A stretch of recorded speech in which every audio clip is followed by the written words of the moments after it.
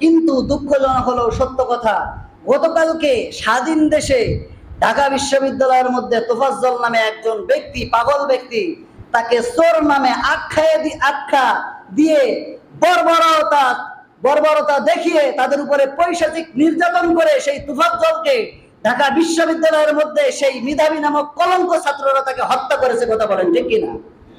আপনারা খবর হয়তো বা জানেন না, যারা ইন্টারনেট চালান তারা জানেন। সে যত বড় অপরাধী হোক না কেন, দেশে আইন আছে, আদালত আছে, আপনি তাকে প্রশাসনের হাতে তুলে দেন, আপনি তাকে পিটিয়ে মারবেন, এই অধিকার আপনাকে রাষ্ট্র দেয় নাই। কথা বলেন ঠিক কিনা? তোফাজ্জল নামের একজন ভাই, আমরা বিভিন্ন সোর্সের মাধ্যমে দেখলাম, বিভিন্ন আপনার চ্যানেলে দেখলাম যে ওই ভাইয়ের মাও মারা গেছে, বাবাও মারা গেছে।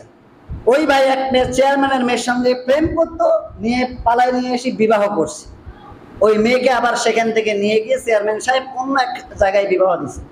এই শোকে এই বেচারা পাগলের মতো হয়ে গেছে। যারা পুরুষ মানুষ তাদের মেন্টালিটি মাঝে মধ্যে এরকম একটু হয়, আমি ছেলে মানুষ তো বুঝি। এই ছেলে পাগলের মতো হয়ে গেছে, ভালোবাসার মানুষ হারিয়ে গেছে। সেই শোকে সেই ব্যক্তি কাতর।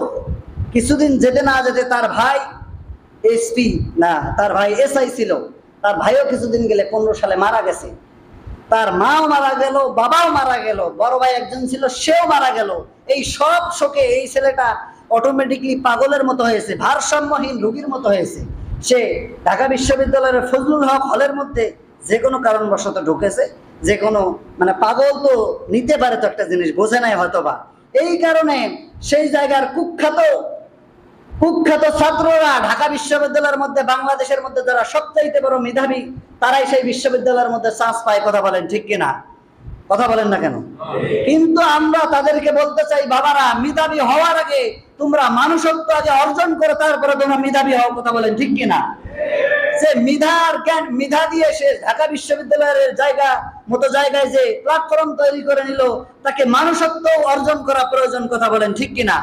তার কারণ সেখান থেকে ম্যাজিস্ট্রেট, সেখান থেকে ইঞ্জিনিয়ার, ডাক্তার, রাজনীতিবিদ সেখান থেকে বের হয়। আর এরাই যদি অমানবিক মানুষ হয়, এদের দ্বারা রাষ্ট্র পরিচালনা করা সম্ভব নয়। কথা বলেন ঠিক কিনা?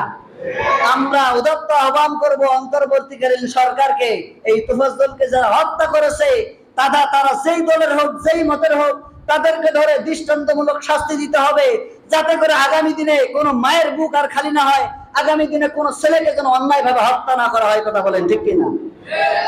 আমরা সেই দাবিটি আমরা জানাতে চাই। তোফাজ্জল অপরাধী হতে পারে, তাকে আপনি আইনের হাতে তুলে দেন, আপনি পিটিয়ে মারবেন, এই অধিকার আপনাকে রাষ্ট্র দেয় নাই।